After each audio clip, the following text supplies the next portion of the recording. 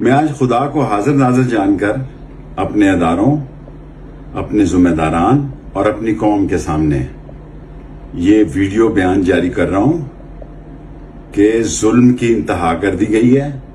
ہمارے چھوٹے چھوٹے بچوں کو اٹھایا جا رہا ہے. 11 سال کے سید اون محمد کو، ہمارے دوستوں کو، دوستوں کی فیملیوں کو جن کا کوئی جرم نہیں، اور میں تو پاکستان میں ہی نہیں تھا.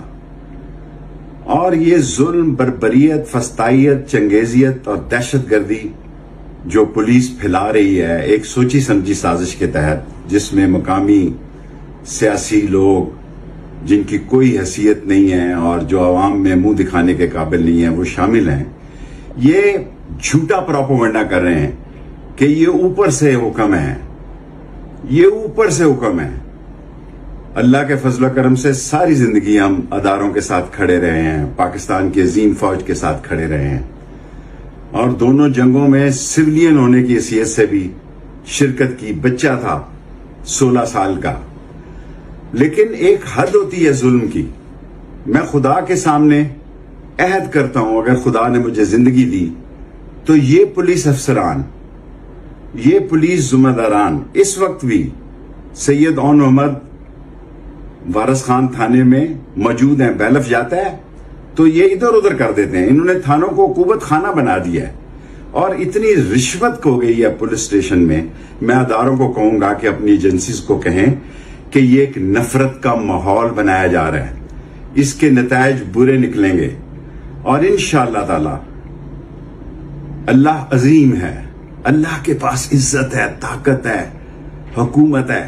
وہ جس کو چاہتا ہے عزت دیتا ہے، جس کو چاہتا ہے ذلیل کر دیتا ہے. میرے مولا کو منظور ہوا ان تمام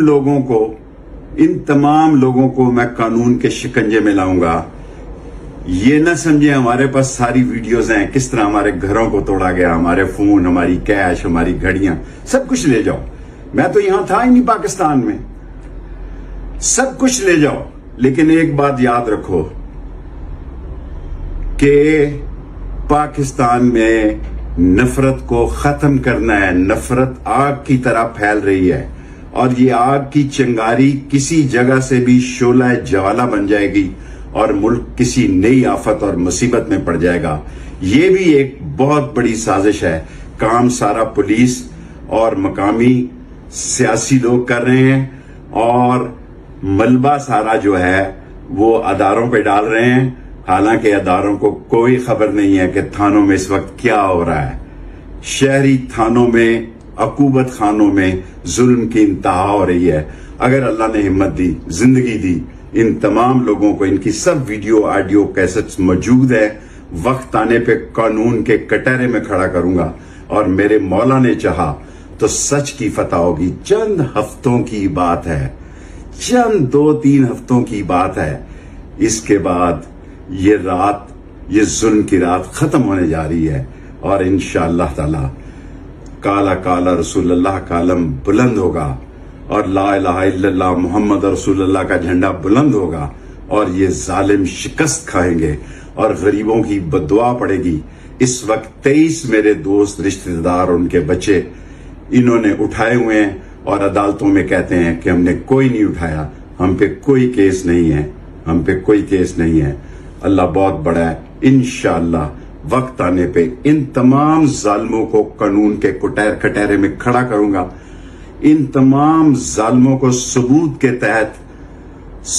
تحت قانون کے شکنجے میں لاؤں گا، اور فتح حق اور سچ کی ہوگی. اسلام زندہ باد، پاکستان زندہ باد.